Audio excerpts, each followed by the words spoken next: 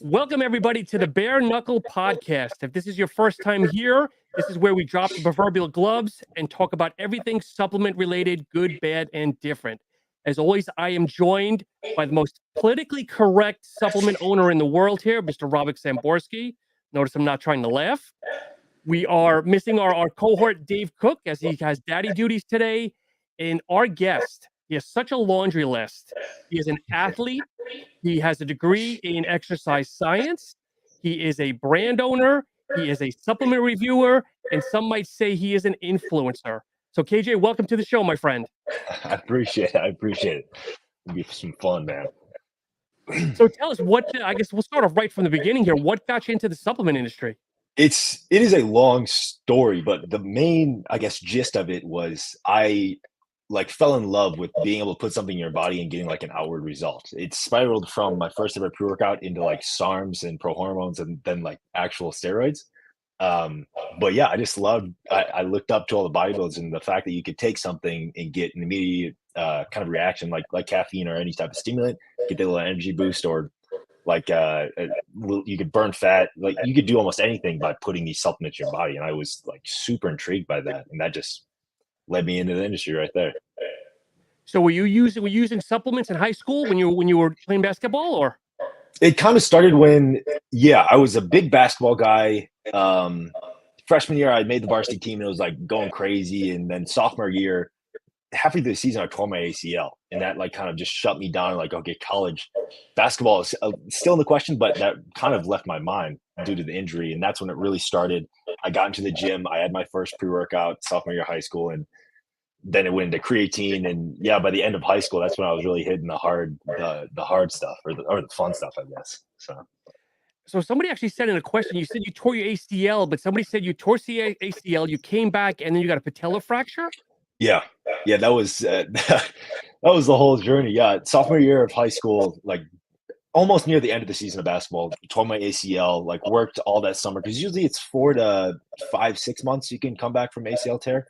I worked my ass off and came back in 3, and I was full strength. Was able to play for summer because I played AAU, so played all of summer. And then my first game back in high school, I felt a pop, and it was a hairline fracture right at the bottom of my patella. So I played the hard thing was nobody could figure out what it was. We went to a bunch of doctors and they just thought it was patellar tendonitis. So I wore that band around my patellar. And then I played halfway through the season. I was I can't even run. I can barely walk. And then some guy found it on an x-ray, and I was out for that season, came back, wore a whole brace all senior year. Yeah, I ended up winning Livingston County Player of the Year my senior year, but then I was I'm done with basketball. It's just it was too much over the course of those 2 years. Did you want to go pro? Were you thinking pro, or is it just kind of hot? I used to play in high school and see how far you can go. Yeah, I wanted to go to college, and I got an offer from a Division III school, Hope University. I had gone to their scout camp that summer. The hard thing was tuition there, because it's a private school, is $42,000 a year. And I was getting an academic scholarship. Was my athletic scholarship was $4,000. So I was that's a lot of money to spend to where I could just I ended up going to Grand Valley State University, and tuition was a quarter of what that was. So I was I love basketball, but at a Division III level, I'm probably not going to push it past there. I'd rather dive into something else, which it was supplements, and just really took off from there. Yeah, Robik and I have kids in college, and we're definitely feeling the price of that. Yeah. I don't doubt that. So, Robik, chime in here. I feel like I'm manipulating already right off the bat. No, it's actually very interesting. I didn't know that about KJ. I think it's very cool how you got into the supplement industry and all that, because from my perspective, to be honest with you, I didn't know much about V1 Nutra, and I didn't know much about KJ. I found out more through talking with Sammy and stuff like that. I mean, I am paying attention to the industry, of course, but sometimes that things are new to me. And believe it or not, a couple of days ago, that was my first time that I've tried V1 Nutra pre-workout, and I have to admit, I was it wasn't that I wasn't pleasantly surprised. I expected it to be good, because The formulas are very good. The formulas are definitely, and I pay attention to formulas more than anything. I pay attention to when a supplement put together well, and I'm still pissed with KJ because I'm still expecting that fucking protein in my mail. So, you better send it to me. But I fucking really talk shit about the brand nonstop. But all jokes aside, and you know me, guys. I never sugarcoat. I never kiss ass. The pre-workout is amazing. It's really, really amazing. Actually, Luca's the one who brought it to Apollon, and I tried it, and it's really, really good. Not the one that gives a shit about the taste when it comes to pre-workouts, but this one really, I believe it's mango peach rings, if I'm not mistaken. It's really, really, really pleasant. And it has 200 milligram of caffeine, I believe, and it was very smooth. I really enjoyed it. Really good formula, really put well together. So kudos for doing something very, very impressive. I really enjoyed it. And like I said, I'm not the one to sugarcoat or anything like that. I really enjoyed it. Very, very pleasant. From the flavor, it really surprised me because it's really good. Not that I give a shit. But the performance was very good. And like I said, very well put formula together. So, well done. And to be honest with you, I met KJ first time at the Arnold Classic. And besides the fact that I'm not the tallest guy, but the fucker is tall as fuck. So, I'm not surprised when it comes to a basketball player. But what mostly, like, when Sean said that you're going to be a guest on a podcast, I was really happy about it because you really are a nice guy. And that's very, very down to earth. We corresponded only a few times, we once on the phone, I believe, and, a few times through social media. And for somebody, I don't like influencers. I don't like the word influencer because to me, you have... Maybe because I'm a foreigner, English is not my first language. So I take things very, very as they are. So to me, the word influencer, I immediately translate it to somebody who makes a difference, somebody who influences me to make certain adjustments or to purchase a product, to have an influence on me. And to be honest with you, not many people have any influence on me. I make my own decisions. So to me, influencers are assholes for most part, and most of the time they don't know what they're talking about. KJ is somebody who is knowledgeable. That's a huge plus. He knows what he's talking about. He's definitely passionate about the industry, and all around is just like Sammy, just a nice guy that actually cares. Yes, he's making a living. Yes, he's obviously has done well for himself, and I respect that because we are still in a business of making money. We're in a business of providing for our families, for our loved ones, for ourselves, obviously, to grow as a business, as individuals. But when you mix knowledge and when you mix business attitude, you can still, I always say, you can always make an honest living. And it seems like that's exactly what he's representing. And I respect that tremendously. I have utmost respect for Sammy. I have utmost respect for KJD doing something right. And considering young age, that's really, really impressive. So continue doing what you're doing. I'm a fan, without a doubt. Thank you. That seriously means a lot, Robik, for real. Especially the pre-workout part. Like, you like my pre, that's unbelievable. I loved it. I loved it. I genuinely loved it because a lot of people that, Sean is a pussy, so he doesn't really count. But I have respect for Sean, and we both, when it comes to Apollon products, we both like Lionheart, and Lionheart is 200 milligram, slightly more pre-workout. So it's by Apollon standards, it's a pussy pre-workout, but I genuinely like it. So when people assume that I like 600 or 700 milligram of caffeine, that's a mistake. I not that I don't. It's just personally not for me. I come from martial arts background. It's not something that I need to go and smash crazy weights. I don't even train with heavy weights.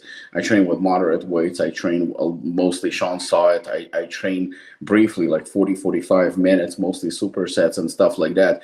So for me, pre-workouts that contain 200 mg of caffeine are beautiful. but it's the formula. It's the overall formula. That's what I after. I mean, if I'm going only after stimulants or after caffeine, I can just pop a 200 milligram, caffeine pill or have a double espresso and I'm good to go. And you make very good products. That's the reason why I said I really mean it when it comes to proteins. I want to try your protein because I heard great things about it. And that's where flavors do matter to me, when it comes to protein and when it comes to aminos and, hydration. Yeah, I would like to drink something that is pleasant and something that tastes good. When it comes to a pre-workout, I really don't give a shit. What I give a shit about is the formula because I down it as a shot. If it tastes good, it's a bonus. It's great. Yeah. But it's not something I'm after. So, your pre-workout both delivered and it tasted good, so it's a bonus. So that's the reason why I said, it's something that I'll use on occasion for sure. And well done, congratulations on a great line. And I couldn't be happier for you because you're a nice guy.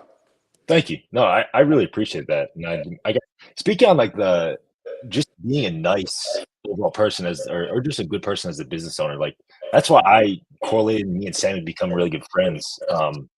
It may not be, I guess, as advantageous as being a dick sometimes in a business standpoint, to being like a good guy and like trusting people and all that stuff. But I've seen it do tremendous, I guess, wonders to my business. It allows me to create relationships with a lot of people. And if they do me wrong, okay, you've broken that, I'll just move on. They're like, you got yours, that's your thing. No, you broke my trust.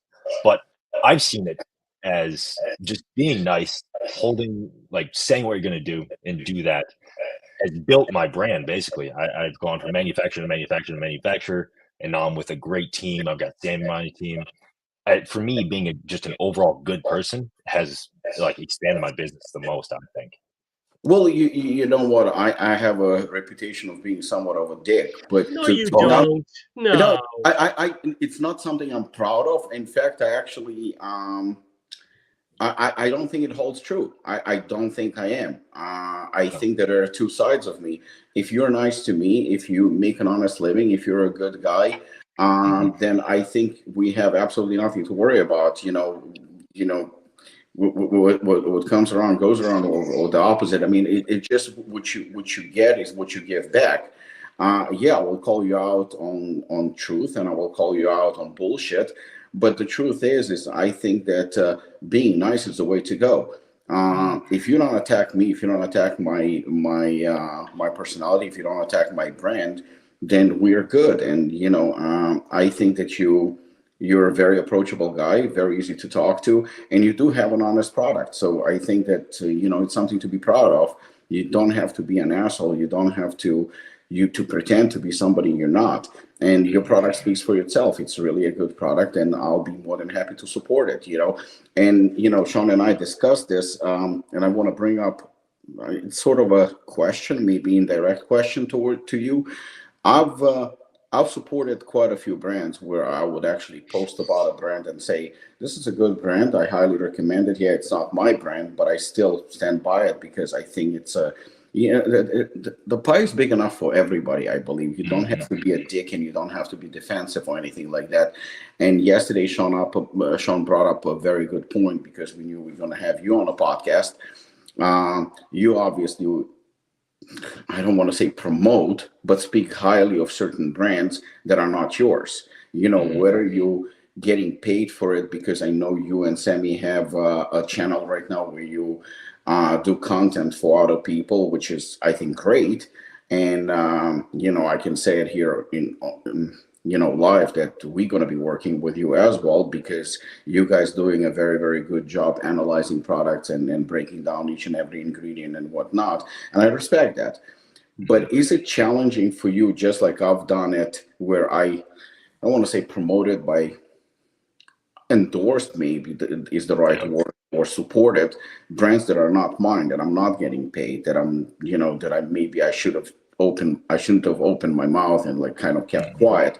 But I don't mind. Is it hard for you to have your own brand that you have to promote and sell and quote unquote push or support or advocate or promote, I guess, other brands? Is it challenging for you? Is it difficult? Is it contradictive?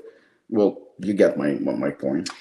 Yeah, so I guess I'll go back to like the beginning when I started on TikTok in like 2020. The whole reason I did it, or at least when I started getting big, was I just loved reviewing brands. And I didn't get paid for probably the first 2 years of doing all these reviews and promotions, etc. I just loved it. And it turned out to be a different marketing strategy, to where me promoting and becoming this quote unquote like supplement reviewer or influencer, I got this like trust badge to where like whatever I said, people were most likely going to believe, because I try to tell the truth most unbiasedly as possible, just being objective about, does it taste good? What's the price? What's the formula? And then I slowly just kind of introduced my products or my brands and say, hey, I'm starting on my brand. These are the ingredients. This is why, kind of structuring it just like the reviews. And it kind of just went from there, to where, since I already had that trust from everybody that I was this review guy and I was pretty knowledgeable, and they looked at me as kind of an expert in the field, this guy's coming out with a product, it must be good type thing, to where like I wasn't trying to do that, but that's kind of how it went. And that kind of really just escalated all the V1 stuff, especially on TikTok and the reviews. Now, it's not as hard for me to do reviews and promote other brands, mainly because I love doing it. It's hard for me to promote my own brand now, I think, because I feel like I'm being more fake and being like, yo, buy my stuff, because I don't know what else to say now. It's like, if I rate it as like a top 3 pre-workout of all time, like, it's, in my opinion, it probably is, but it's probably just because it's my opinion, because I created the product because I like those ingredients and it's based off of what I like. So that's probably the main difficulty, is like, I have this huge platform of supplements, yet I don't really like reviewing and doing all my own stuff, because it comes off very unbiased and fake, in my opinion. No, I totally get it. And like I said, I find it probably very, very challenging being in your shoes, because I just tried your product, and like honestly can say that it's one of the better ones on the market. It's my personal opinion. And can they coexist, for example, with my brand? Absolutely. You know, I mean, everybody has different needs, and everybody has different goals and preferences and whatnot. I think that your formula is quite different from my formula, but I sincerely enjoyed it, and I will gladly support and use. I have absolutely no issues with that. And like I said, the pie is big enough for everybody, and you don't need to be a dick about it, bad mouthing an honest, good product. So I think it also makes you look like a dick too. So, you know, what's the point? But that brings me actually to a question that you and I, well, it wasn't raised, but I guess we joked about it. And you have actually a very good sense of humor, which I do respect. At the Arnold Classic, we joked about the fact that, you know, that some guys, you know, don't have fucking 24-inch biceps and stuff like that, and they still promote supplements. My personal opinion, unless you were suffering from some kind of a medical condition or something like that, if you're representing a brand in terms of like a brand owner or something like that, you know, you have supplement line or whatnot, you should look a certain way. I mean, you should probably follow a certain lifestyle. Again, unless you have some kind of a medical condition. But if you have a supplement line and you're downing cheeseburgers and you look like a cheeseburger, I don't think that reflects very well on you. But it is the other aspect, like you look like a guy who clearly, you know, works out. You're not fat, you're not overweight, you clearly watching what you eat and stuff like that. But you're not exactly a mean, lean muscle machine either. And you joked about it when we were at the Arnold Classic, and I like that. What is your view about people that represent certain brands, brand owners, managers, athletes, and stuff like that? Because, I mean, I am in my very late 40s. Sean is in early 50s. And this is not meant as a joke or anything like that. I'm just stating the fact. And we come from the times, you know, 10, 20, 30 years ago, when people that represented brands, they had a certain look. Mostly it was bodybuilders and stuff like that. Those were the sponsored athletes. And brand owners looked, for most part, either like Rich Gaspari and Lee Labrada, or you wouldn't even hear about them because they would actually hide and, put somebody else to represent their brands. Today, when you go to the Arnold, also I used to go to the Arnold Classic or Olympia, for example, everybody would be walking around fucking jacked and, had a certain look. Today, when we are talking about the supplement industry, people look, I don't want to say ordinary, but not exactly muscle freaks and not buffed up and stuff like that. A lot more people are using supplements, and the industry has changed quite a bit.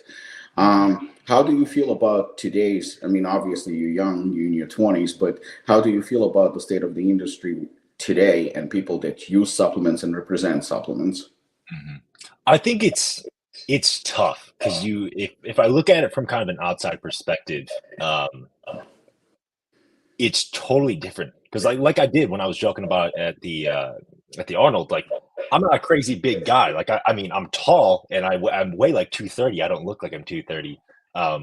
But I still lift. I still do the lifestyle and everything like that. And I think it's shifting from mainly because of social media, from like the bodybuilding-esque people to just straight influencers. If you have a personality, you can sell. Like people, I think, really want to align themselves with more of a culture and personalities rather than like the actual lifestyle and the big guys who actually live it and who are actual bodybuilders. So I think it depends on how you're structuring your business. If you're structuring your business as being like a strict bodybuilding brand, then yeah, I'd say you probably having those more bodybuilding influencers, maybe the up and coming guys. But if it's more of like a lifestyle, like if you look at Ghost, I don't even know if Ghost really has any bodybuilders on the influencer team or athletes. Like it was Christian Guzman, it was Max Tuning in the early stages who were big YouTubers. Yeah. So I think it depends on how you want to look, I guess. If you're in it for the money and you really want to grow your business, I'd say nowadays it probably is. You just need to be where all the eyes are. So whoever has the most followers, whoever has the best personality on any social media, that's who I would sponsor if I wanted to just get a money grab and get as much out of my business as I could. But if I wanted to stay on brand, I probably would have to give I don't know. It's hard because, like we were talking about too, you need to look the part, especially if you're promoting something that is like pre-workout. You need to be able to take this and actually show that, yeah, I work out and I use this product that I created. Same thing like the protein, or if you're using a fat burner, you have to be lean, or at least at some point, I would say you have to have looked the part. But the thing is too, not being nice to you, KJ, but you're an athlete. You played basketball. And I did a little bit of search here, and I found a couple of pictures of you. You competed a couple. I don't know how many times you competed, but you competed. So you at least walked the walk. I don't know how you placed. I don't care how you placed, but the fact of that you walked the walk. Yeah. Okay, so I have the utmost respect for anybody that, if you place first, great, but at least if you get yourself in shape, I mean, you're kind of walking the walk a little bit. And I think, Robik, for you and I think the younger generation nowadays, like today, for instance, I'm doing legs in the gym.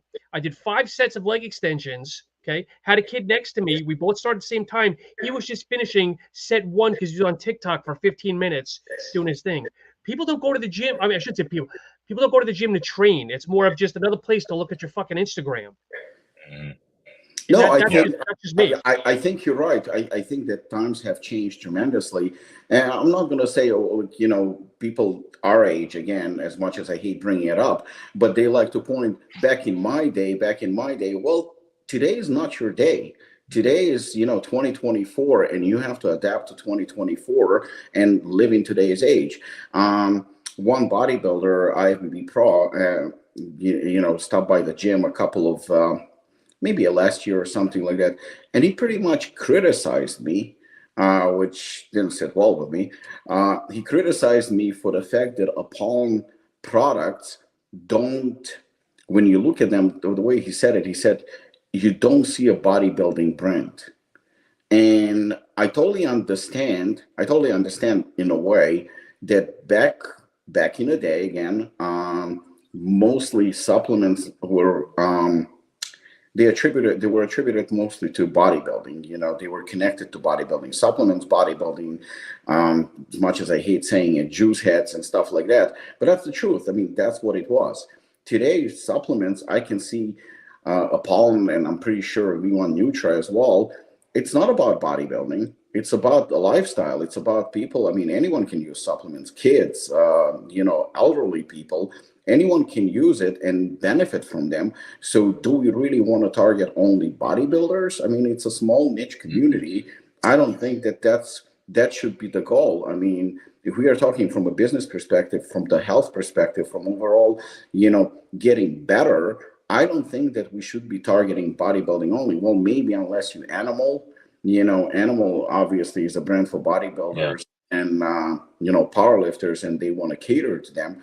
But overall, I'm pretty sure V1 Nutra is not about bodybuilding. I don't think that KJ formulating the products was thinking, look, Mr. Olympia is going to use my products. It's the average Joe, and that's more than enough. And as much as we can speculate about it, we can say, like, AJ just said, oh, look, I'm not super muscular or anything like that, but he's still an athlete. I mean, any way you cut it, that's an athlete. Basketball is an athlete, maybe more so. I know bodybuilders will probably hate me for saying this. I don't think bodybuilders are athletes, because not for nothing, we know what it takes to be a pro bodybuilder. We know the dark side of the sport as well.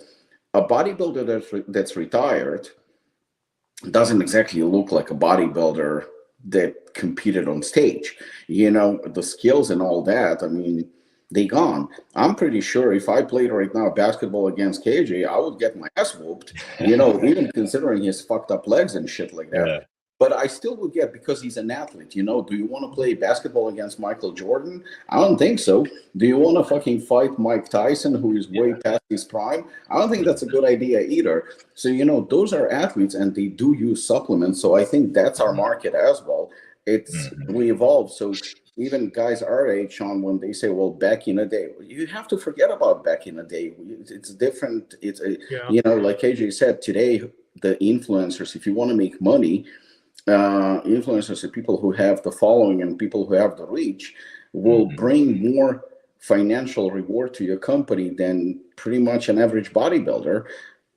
That's just the state where we are, and we have to adapt to this industry, in my opinion. I think it's interesting, because when I first got into like bodybuilding and everything, which was like 2014, like I thought bodybuilding was cool, and I think it's the whole industry has shifted from like bodybuilders and bodybuilding being like this super cool thing to where it's like now at the Arnold and at the Olympia, it was like the influence has had the longest lines. Yeah. And like everybody there, like it wasn't like it was a big muscle freak, like we're just walking throughout the show. It was normal people. Like which is cool that the industry has expanded that much to where the general population now is intrigued and takes supplements daily. It broadens our customer pool. But it's a completely different industry. Well, if you look, for example, guys like Sam Sulek, right? I mean, the guy has never, as far as I know, has never stepped a foot on bodybuilding stage. And when I was at the Arnold Classic, even in UK, it was very interesting to see the booth where they had Hostile, right? I mean, you had Fuad, who is the owner, and he's a former because he's retired bodybuilder, IFBB pro, who competed, as far as I know, even on Olympia stage. And he's the owner, and he was standing at the booth. I passed once. There was nobody there. Nobody gave a shit. I mean, I don't mean it as disrespect. It's a fact. And then you had Samson Dauda, who placed second at the Arnold Classic, at both Arnold Classics. He had some people, I mean, definitely, but nothing crazy. And then you had Sam Sulek, and holy mother of God, it was insane. And then a friend of mine who owns a supplement store told me that one very, very, very big name in bodybuilding said, like, I don't understand that. Like, how come Sam Sulek, I won multiple shows, and I'm a big name. I'm a top 5-6 guy in the world. I don't get that. And Sam Sulek gets, well, that's just, sometimes you take things as they are, and you have to adapt to them. That's where we are today. Is it good? Is it bad? I mean, that's subjective and a matter of opinion. But if you want to succeed in this business, then you have to kind of take it the way it is, and you have to adapt to it. There is no other choice. Yeah. KJ, when you started V1, did you have a demographic in mind, or did you kind of have a shotgun approaches to drop products and hopefully whoever buys? Yeah, I mean, I was more into the bodybuilding scene back when I started it because I was like 2 years off. I competed in 2018 in classic physique and men's physique. I was 189 pounds. So I mean, imagine me right now with 50 pounds less. That's how lean. That's how small I was. But yeah. So I was living that lifestyle, and I really wanted to just create products that were well. The first idea was the low stim pre. Like I love energy drinks, and I probably have 1 to 2 a day. To where when I get to that point to where I work out around 3 o'clock, I've already had 2. So I don't want like another big bolus dose of 400 milligrams of caffeine. So I wanted the low stim, but at that time there wasn't really any with that low stim, but still very good pump doses and very good like focus dosage and nootropic dosages, to where I couldn't half scoop a pre because that would only give me half of the other categories that I would like. So I wanted the half of the stimulants, but still the full dose of the pump and focus. So that's kind of what really started it, and that was like the first product I really wanted to make, mainly for myself. And it seemed like the industry that was kind of like a little spot that hadn't been hit crazy yet. And you have a high stim in your lineup too, right? Yes. Yeah. So which is a better seller though? I'm sure than the high stim over the lower stim. They're both about the same. Really? Yeah. Okay. Mm-hmm. We keep the lower stim in stock majority more, so it's definitely a little bit more of a better seller, but the high stim has definitely sold a decent amount too. Because like Robik said earlier, I'm like a 300 and less, and I feel it's getting harder and harder now to find a pre. And then the owner's like, "Well, just take half the scoop." Okay, so now I'm going to get 1.6 of beta alanine and like 2 grams of citrulline. I mean, in that case, there's no sense of buying it. Mm-hmm. Yeah, that's the hard part, and that's why it's just interesting how there's only so many ingredients you can work with. That's why pre-workouts are just getting almost the same, just depending on the dosage, depending on the formula and stuff you combine. But it is interesting to where stimulants to me are an easy thing to take out, and if you want to replace it, you can. That's why I like non-stims, but like a low stim pre, we have 150 milligrams of caffeine, but you still have the full dosage of everything else. Yeah. That's hard to find. But like you can just add 1 capsule of fat burner on top of that. There you go. You got your 300 milligrams of caffeine for a nice little pre. Do you feel we've kind of plateaued with the pre-market? Meaning that, you've got the top. I mean, the generic 4 or 5 that everybody uses. And of course, there's some outliers that Robik finds and other people find some outliers. But do you feel we're kind of plateaued in the pre-workout market? It'll be interesting. I think the shift is going to take going like the $30 pre's, because like you already see with like the bum essentials, that's like $30 for 30 servings. It's not anything crazy. It's like 4 grams of citrulline, 3.2 of beta alanine, maybe some taurine, and 200 milligrams of caffeine. But it sells like crazy because it's $30. Now, I think that shift of going from bodybuilding into now it's the general population, nobody wants to spend $50 on pre now. And even if it is way better and you can still half scoop it and be better than the $30 one, people are going to walk into a store and see a $30 pre and be like, oh, I'm going to pick that one up, because they're not really informed or educated. So I think we'll see, in my opinion, by the end of the year, moving into next year, a lot of more very budget-friendly pre's. Yeah. Okay. Because I know everybody used the term daily driver. I know Robik, it's not a very friendly name to Robik, so it's more of cost efficient. I think your term cost efficient is the right term. Yeah. Well, because the thing is that when the first dailies like started happening, I mean, like you said yourself, Sean, like your sweet spot is around 300 milligram of caffeine. For me, that's also 200, 300 milligram. But there are people who can use 500, 600, 700 milligram of caffeine, and they're 100% fine. There is nothing against it. I mean, I mean, today 2 energy drinks and you have 400 to 600 milligram of caffeine, and I've seen people do 2-3 cans, no problem whatsoever. So I think it comes to demand. But the thing is that some pre-workouts to formulate are very, very, very expensive. So I feel like people are saying, well, my daily is like 200 milligram of caffeine. That's not a daily. A daily can be 600 milligram too, or it can be non-stim. Everybody's daily is different, and that's the main thing that I have a problem with it, because that's not a daily. I found that I think that a lot of brand owners and brands in general are kind of like masking a shitty pre-workout behind the word daily. They like, oh, look, this is cheap, and it's daily. No, it's cheap because it's cheap. You can formulate a very good pre-workout that will be cost effective. You know, I mean, like KJ said, you know, there are a couple of good ingredients you throw together for focus and for pump and for energy. Yeah, it can be a cheaper pre-workout, still very effective. It can be still very effective pre-workout. I mean, if some people are using coffee or they're using energy drink as a pre-workout, why can't you formulate something that is a little bit more cost effective, but yet effective pre-workout to get the job done? So it's possible. I mean, for somebody, a daily car can be a Maserati or a Ferrari. Why? Because the guy has millions and millions in his bank account. You know, maybe an average Joe will fly for $200-300 around the country, and it's going to be economy class. And for him, that's his budget. But there are people who fly on almost every couple of days. You know, they fly business class and they're spending thousands of dollars. But for them, that's actually cheaper than for somebody to spend on economy class because he has so much money. So you can't tell a person what the daily is. To me, it seems like daily is just masking behind. It's the same thing as proprietary blend or something like that. You know, proprietary blend was called a secret formula or a special matrix or something like that. But the reality was it was a cheap proprietary blend that was cheap to manufacture, and they were hiding behind the secret formula to sell you cheap product. And that's the reason why I don't agree with that term. You can formulate a good pre-workout, cost-effective pre-workout that is going to be, visibly cheaper than a $50-60 pre-workout, but it's still going to deliver.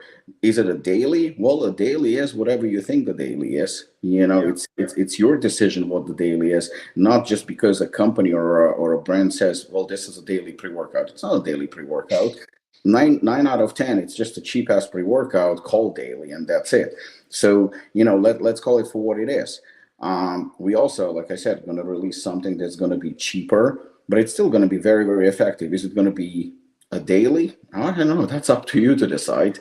All I can say is it's going to be cheaper than the more expensive, more packed, and obviously not well, but just maybe overly dosed and crazy dosages. And you know, KJ will attest to this. 6-8 grams of citrulline is going to be way, way cheaper than a full dose of Vasodrive or nitrates. Way, way cheaper. Is it effective? Of course it's effective. It's still going to give you a tremendous pump. But, you know, a pre-workout that's going to be around 6-8 grams of citrulline and maybe a couple of other things is going to cost you $30-40. Something that's going to have Vasodrive and nitrosamine and nitrates and sulfur 6. I'm sorry, but on a full dose, you're not going to be able to get it for $30. Why? Because one ingredient is going to be $3-4 out of the formula. So it's just impossible. But can it be a daily? 100%. That's up to your budget and your needs. Mm-hmm. And I think I guess to go off of that, I see a lot of pre's now, because I mean it's super accessible to be able to create and start your own pre-workout company now. Yeah, like I did it with 144 units. It was like less than $4,000, I think. So I mean, I just see a lot of thrown together formulas, like with all your pre's at Apollon. Like it's there's a strict reason why you're making this pre, and it's supposed to be this way. I think that's awesome. Like, but I see now it's just random ingredients thrown together that, like, some ingredients work synergistically and create a better outcome. A lot of these ingredients that I'm seeing in pre-workouts are just randomly thrown in there that just because they see it somewhere else without any reason why to put it in there. Which it takes, just formulating itself to me is the most fun, because you have to pick out the ingredients, which ones work together, what exact effects do I want out of the pre-workout? Am I going to pick this ingredient? Oh, does it have an awful taste? Because back when I worked at NutriCap in the manufacturing company, I had tasted, like, they made me go around to every single area of the entire manufacturing company. Like, I ran the lines, I worked in the sample lab, and I tasted all the raw ingredients, which I think was super cool. So, like, does this raw ingredient taste bad? Like, is it going to add an acidity to the pre? Is it going to add an earthiness to the pre? Like, how much flavoring is that going to need to add? And that's going to increase the price. To me, like, formulating is, like, super cool, because there's this huge equation of things that people don't really think about, where you have, like, normally a set price point that you kind of wanted at, and then you kind of load it up as much as you can, see what the flavoring is, and then you tweak it. It's just, that's the most fun to me. And I agree with you because, I mean, on some of your pre-workouts, I saw you have quite a list of ingredients. Like you throw a lot of ingredients. And I don't know if it was directed at you, or maybe it was directed at me, or maybe it was directed at certain other companies. It doesn't really matter. But it seems like people like you and I, you know, and a couple of other companies that have more than like 10 ingredients on the list, you know, sometimes people that have like 3 or 4, they will kind of suggest, oh, look, it's a kitchen sink. In kitchen sink, it's referred to basically a lot of garbage thrown in together.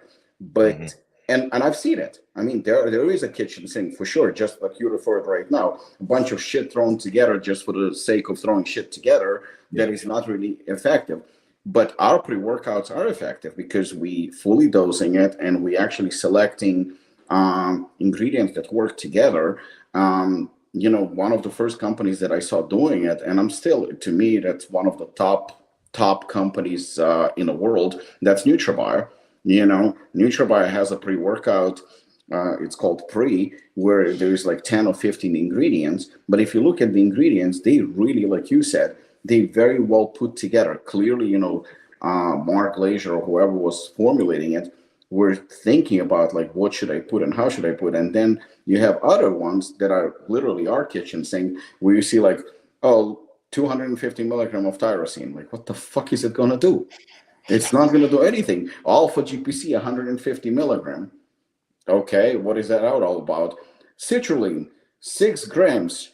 And well, it's not citrulline, it's citrulline malate. There's a difference. That's not 6 grams of citrulline. That's 4. You know, so a lot of it is a kitchen sink, and it does. So sometimes, yes, you can have a pre-workout that has 5 or 6 ingredients, but they well put together, they well dosed, and you know, they legit. And sometimes you have a huge list of ingredients, but it works. It works because maybe 3-4 ingredients are going to be for focus, 3-4 ingredients are going to be for pump, 3-4 ingredients are going to be for energy or whatnot. And you have like 10, 12, and there is nothing wrong with it, as long as, like you said, formulating is fun. Formulating is fun. But sometimes there was this company, well, actually 2 companies. One of them was doing something very, very tricky that I fucking hated it. The top of the list would always be fully dosed and amazing and done well. And then the second portion literally was underdosed crap. So it looked very, very cool how they would do it. And I was like, that's pretty amazing. And the funny thing is that most of the reviewers would be praising it and saying like, whoa, what a formula. I'm like, fuck you talking about? This is or you had another company that also, I shall not say the name, they were hiding behind something different, Synergy, which to me, Synergy has become kind of like a proprietary blend word right now, because they would do, well, for example, I don't know, the same 250 milligram of tyrosine, and I don't know, 150 milligram, like I said, alpha GPC, and they would say like, you don't need to fully dose it because they work synergetically. They fucking underdosed. The only reason why you're saying synergy is because you're putting less, so it would cost you less money. And nobody would point out to that. Like, even if you look at most of the reviews these days, and you know, it's something that I said to Dave. I said, I like Dave's reviews. Dave Cook does actually pretty cool reviews. He's a nice guy. I was like, Dave, but every review that you do is a positive. It seems like all the products on the market are great. They can be great. You know, if you're reviewing, it's kind of, I always like, because I'm a huge movie buff, I watch a movie, not every movie is great. You know, some movies are 50-50, so to speak. You know, the acting may be good, but the story is shit. The same goes with pre-workout. You put 6 or 8 grams of citrulline or 508 milligram of vasodrive, that's pretty cool. But if you put 100 milligram or 50 milligram of caffeine, well, might as well make it a non-stim, because that makes no sense. Like, what the fuck is that going to do? Or, you know, or again, I don't know, alpha GPC at 100 milligram. Okay, it's there. It's a cool ingredient. But what the fuck is it going to do? Because the people put on there on the website, oh, it includes alpha GPC, and people that don't know the dosage, they say, oh, it's got it in there. It must be fucking great.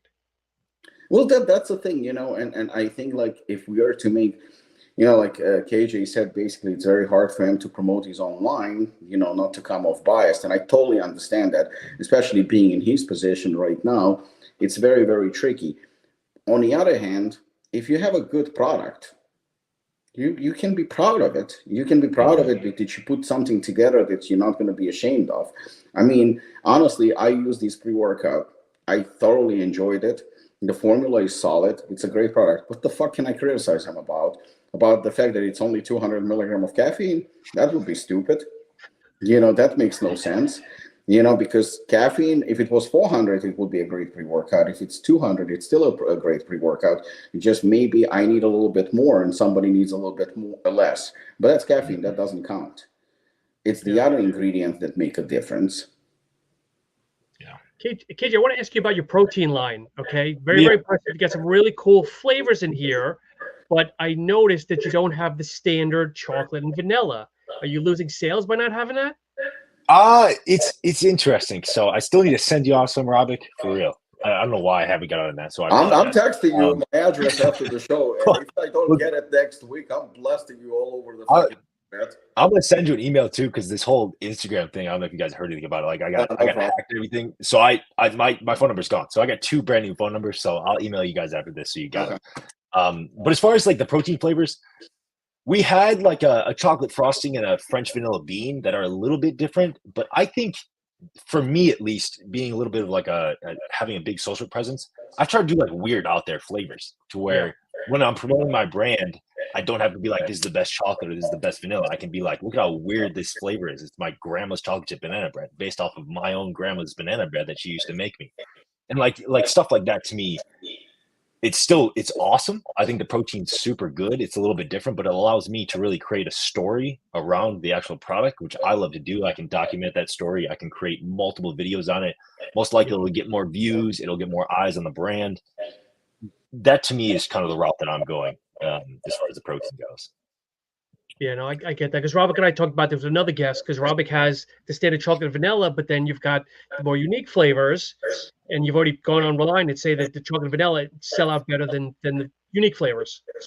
Well, yeah, it's true, and I'm pretty sure that KJ will agree with me. But the thing is that, and I'm going to actually kind of like draw a parallel to a poem here. Yes, I did say that chocolate and vanilla will always be in demand more than anything else, because that's just standard. So that's understandable. And I have done it. I've done chocolate and vanilla in both, pretty much in everything that we do, in whether it's 50-50 or isolate. But I will, and this is not because he's our guest, just because, I'm honest. I'm actually going to go with KJ on this one, and I support his views. And this is the reason why. He does it his way. And you have to respect that. So he basically says, fuck you to the industry. And he says, like, I'm not going to do chocolate and vanilla. I'm going to do it my way. I'm going to do something. And Viva Nutra as the brand, it's younger, it's more hip, it's more, he has a different customer base, I believe, than most others, based maybe on his social media presence and whatnot. So he does it his way. His labels and everything is slightly different from a standard that you get today. Even his formulation is, I'm not going to say unique, but he has his own kind of signature moves, kind of like I do, which I really like. I've been accused like, oh, Robic does it a certain way. Yeah, I do it a certain way. I do it my way. So you go fuck yourself for all I care.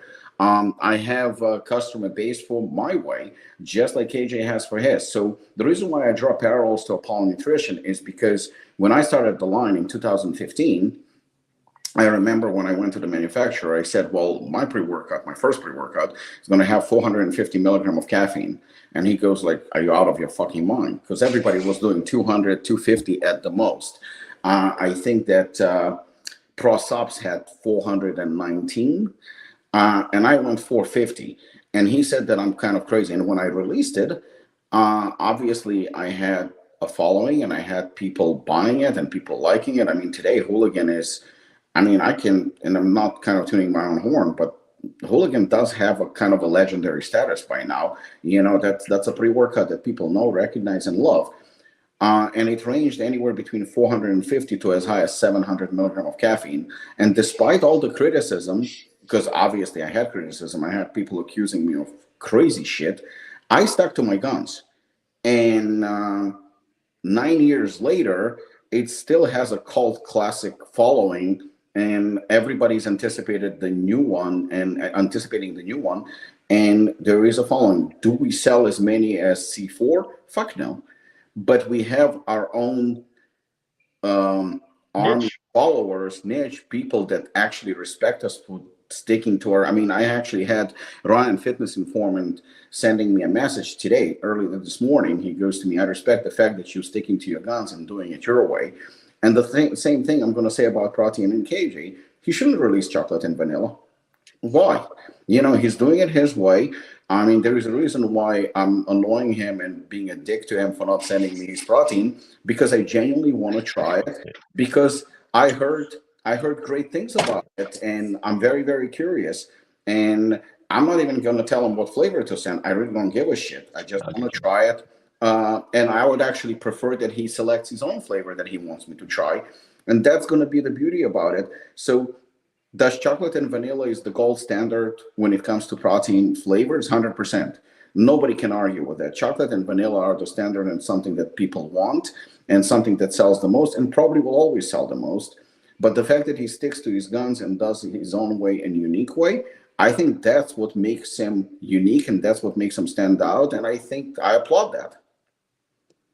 Yeah, and I guess I'd say to bounce off of that, I think that's what's lacking a lot of, well, I guess in a lot of the businesses that are starting up. Because everybody fucking copies each other. Yeah. It's like everybody always reaches out and says like, can you check out my formula? I'm thinking about starting this. So like, what's the advice to start your brand? It's like if you start, you need to have like at least one thing that's different, like one thing. It doesn't have to be everything, but everybody's trying to be the best the best protein and trying to copy all these. It's like, you just be different in like, it just has to be one aspect of how your product is different from the others. It doesn't have to be better, it just has to be different. And that's how you stand out. That you get a little individuality, like, and then you create a name for yourself. And then now like Hooligan, like everybody, you walk into a supplement store, people are gonna know what Hooligan is because it's legendary status of like this crazy pretty, because you went out there and first brand 450 milligrams of caffeine. Like that was my first introduction to your brand, was Hooligan. I think I got a 600 milligram of caffeine version, and that was my first, and I was like, holy shit. Like, I don't think I've ever seen this before. And then, like, I had to buy it and I had to do a review and do some videos on it because, like, that's what made it different. Like, I love that. And that's my favorite thing about the industry. Well, that's the only way. And you know what? I see copycats left and right, people copying each other's names, people copying each other's looks. And the thing is like what they don't realize, like right now, I saw a couple of things, for example, from V1 Nutra that I really, really like, and I think they stand out and they're different. I can go and copy it. Why? Because it's a fully transparent label. I can go to a graphic designer and I can say, like, you know what? I want a similar design. I want a similar name, or I want the same flavor, or I want, I can go to my manufacturer and say, I want this a certain way. And we can do it. And there is nothing anyone can do to stop me. Nothing, except one thing. I look pathetic. Yeah. I look pathetic and I look like a copycat, and that's pretty much it. Ron Kramer, the owner of Nitrates, he recently contacted me and he goes to me that somebody reached out to him and wants a product similar to Bare Knuckle, and he wants 4.2 grams of nitrates, just like a palm does. I mean, Ron is he's not an easy person, but he's a straight shooter. And he goes like, no. So he goes, that's a palm, and that's the way it's going to be. So it was pretty nice of him. But the bottom line is like, if you do 4,200 milligram of nitrates, that's pretty cool. That's very, very, very cool. But now you're going to release it, and people will. I mean, KJ is probably going to be the first one. If he reviews it, he's going to go like, well, you know what? There's somebody else who's done it before. It just doesn't look smart. It looks stupid. Mm-hmm. You can come up with a different. There are so many ways. Like you, Sean, said that there is a plateau when it comes to pre-workouts, and I kind of sort of agree with you, but partially. Why partially? Because yes, there is a lot of copycats and there is a lot of similarities, and pretty much like KJ also said, Most priests today look the same. Why? Because they're not taking a risk. Do 1,000 milligram of caffeine. Fine. You know what? Maybe it's too much, but it's going to be you, or do something else, do something that's going to make you stand out, or say, like I said, fuck you to the industry and don't do chocolate and vanilla protein and say, well, I'm different. I want to do something completely different and stand out. And believe it or not, you will find your customer.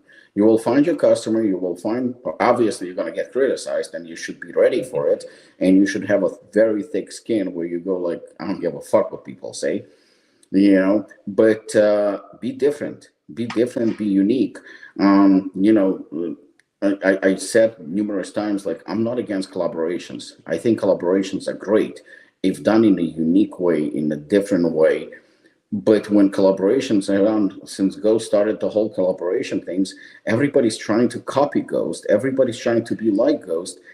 And Ghost is still Ghost. You're still not better.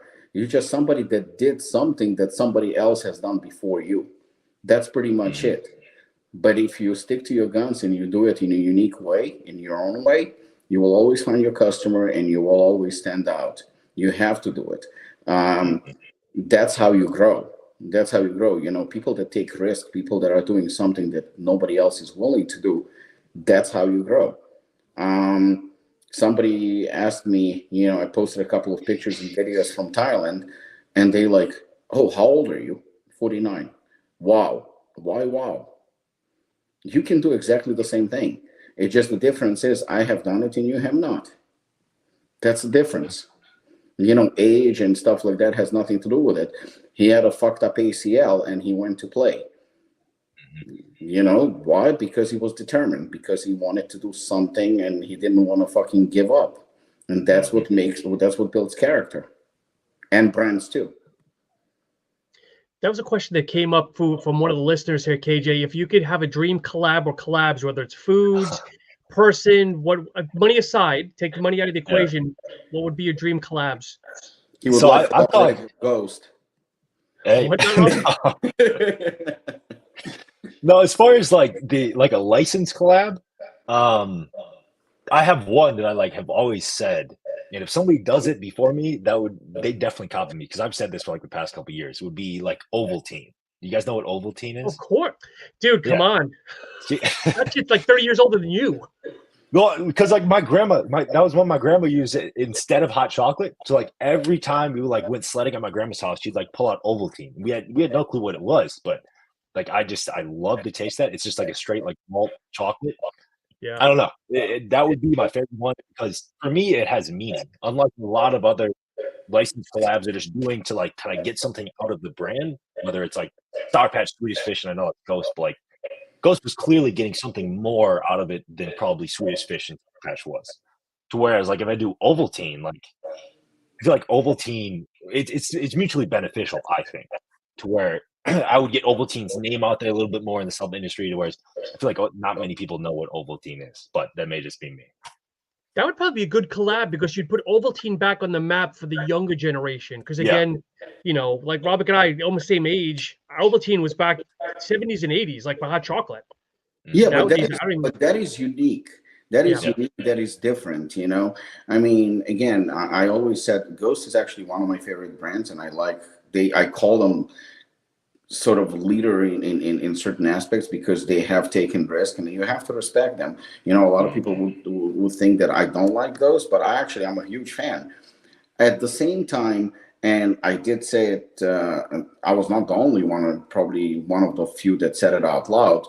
For example, the Oreo collaboration I thought was not good. It didn't taste like Oreo, so I really liked the Nutter Butter. Nutter Butter was phenomenal. But Oreo, I was not a fan. And that brings me to the fact, if you do collaboration, license collaboration like that, make sure that it tastes at least similar, because that's very, very important. When you're doing it just for the sake of putting something on your label, then it's not that great, But, and if you collaborate the way, like KJ said right now, that it's meaningful. It's kind of like tattoos. Sometimes I see a person with a tattoo, I'm like, what the fuck is that? Why? I have about 6 or 7 tattoos on my body, and I'm not an advocate for tattoos. I mean, that's personal, but I have about 6 or 7 tattoos on my body, but each tattoo represents something. It represents something. It has a meaning to me. We went to Thailand right now, and I said, like, I would like to get another tattoo in Thailand. I didn't. And the reason why I didn't, because nothing came to mind that would represent something to me. I didn't come up with an idea that would be meaningful to me. So I think the collaboration also should mean something. It should mean a representation of something. It should mean that, it's either close to your heart, or it's something that's close to your childhood, maybe, or it's something you can relate to, or it's your favorite product, but something that would bring, you always should have brand identity. Your brand should represent you, your vision. So the same thing with collaboration. You can collaborate with somebody too, as long as it makes sense. Even when two brands are collaborating, it doesn't make sense, or you're just like, oh, you and you, let's collaborate. Yeah. KJ, another question here too is, as we wind down here, obviously you own V1, but you're also working with Inspired. So conflict of interest. I mean, how's that relationship work out for you? It's similar to like what Robik was saying. The pie is so big. To like even me reviewing other brands and still having a brand, like there's a bunch of other amazing brands out there. To where, in my opinion, in Landon as well, very different demographics, and they kind of feed off each other very well too. To where if my customer goes Inspired, it's super cool. It's like it's a whole different experience than if they would have gone to V1 Nutra. So it's not really a big, I guess, clashing going on there. Talk to us quickly about your platform with Sammy, the goated platform. I call it platform, whatever it's properly termed. Yeah. So it's pretty damn cool. Basically, the whole gist is taking what me and Sammy have already done and really just organizing it and putting on a single platform. Where like we have the go to Instagram page, we have the whole website. To me, it's super cool because that everybody's always been asking, yo, do you have an Excel sheet of like all your views and everything you've ever done? And I'm like, nah, I haven't gotten around to do that. So like the goal is to really just take everything we've done in the past and make it better and organize it to where it's super easy to find, gives everybody more benefits than us just posting videos, gives people a place to go learn about the product, get educated, and actually go to the website if they want to purchase it and everything of that nature. Gotcha. Robik, as you wind down, anything else we haven't covered? Actually, I have one question, I guess, for KJ.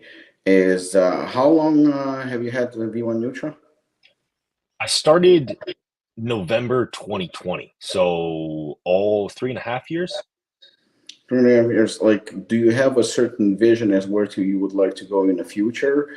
Do you have, like, for example, because the reason why I'm asking is because I know a lot of brand owners and things typically have like a 5-year plan or 10-year plan or something like that.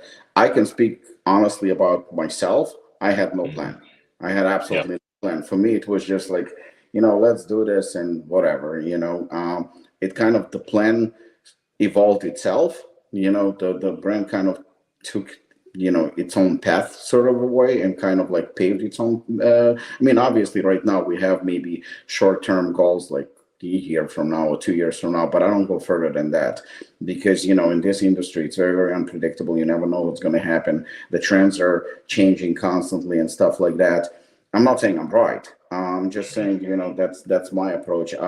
You're obviously younger. You have a younger brand. I think that our brands are not exactly competing because I think it's slightly different. Maybe the industry is the same, but I think slightly different. And I tremendously respect what you've done and what you're doing. And that fucking protein better be here before the end. Hint, hint. I'm gonna send out ASAP as soon as I get here. But considering that I still consider us a small brand, believe it or not, so no disrespect whatsoever, but I consider you also a smaller brand, I wish you, of course, all the success and growth, but as of right now, I think it's on the smaller side. Do you have any aspirations, visions, long-term or short-term plans? If you can obviously discuss, if not, that I respect that too.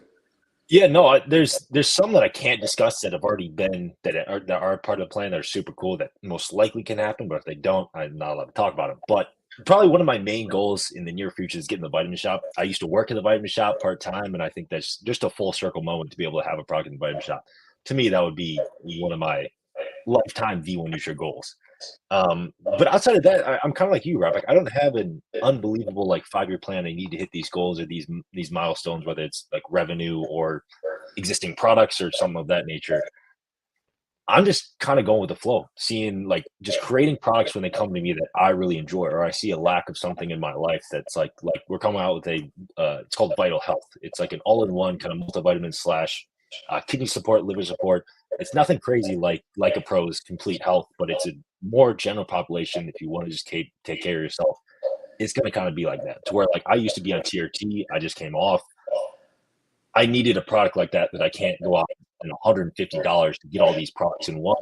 I think it's been $50 on something like that. To where that's kind of where I see the future. Well, I definitely want to get more into retail and possibly open up my own retail store and kind of do it differently than everything else I've seen, because I feel like there's some gaps that I can take advantage of and what I would like to see there.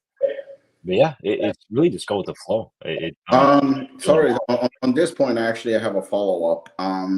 A lot of people, I mean, we are kind of, I would say, blessed to be in both direct to consumer and retail. Not crazy, but fairly decent, I would say. Lately, I've been hearing a lot about not complaints, but a certain belief that the retail space is dying or kind of diminishing, or going in the opposite direction, not really growing. And you said that you would still like to have a retail store. Care to elaborate? I think I have the capability to be at least semi-successful due to my social media status, I guess, or the amount of followers I have. I think that's what you have to do. I mean, we see it with NutriFit, with Aries. There's guys that are killing it, and NutriFit has 1 or 2 locations. I think Aries has maybe 3. They're killing it as long as they're online, they're doing the social media, they're doing the online sales. They still have a great store presence to where if you go into the store, it's like an actual nice atmosphere. Whereas if you consider like a GNC, I hate going into GNCs. To me, there's like no windows. It's super depressing. Like usually it's brands I don't see because they're house brands and it's way too expensive for what the actual formula is. And then it's just a big wall of ghost.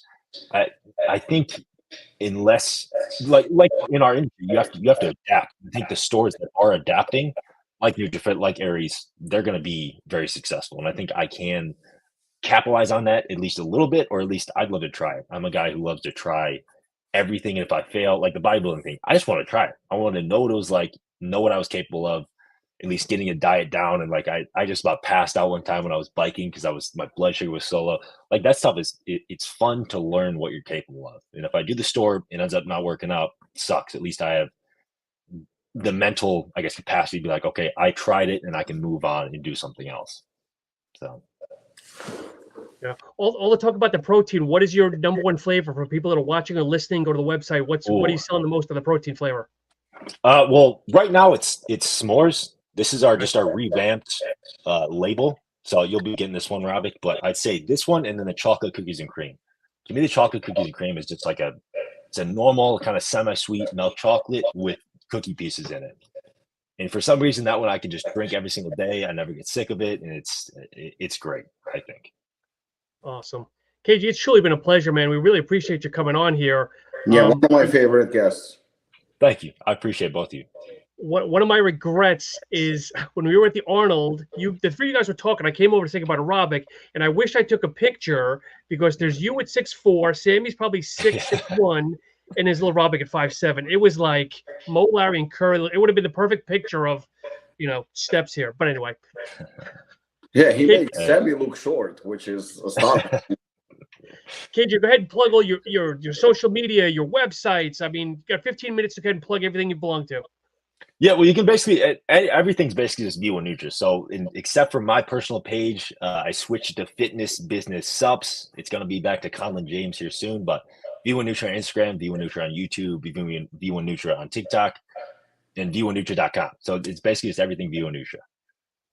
Perfect. Everybody, thank you so much for listening. Next Sunday, Mother's Day. So enjoy your time with moms, aunts, grandparents, everything else. But we'll be back the week after. Thanks so much. Have a great rest of the week. And thank you again, Thank you, KJ. guys. guys.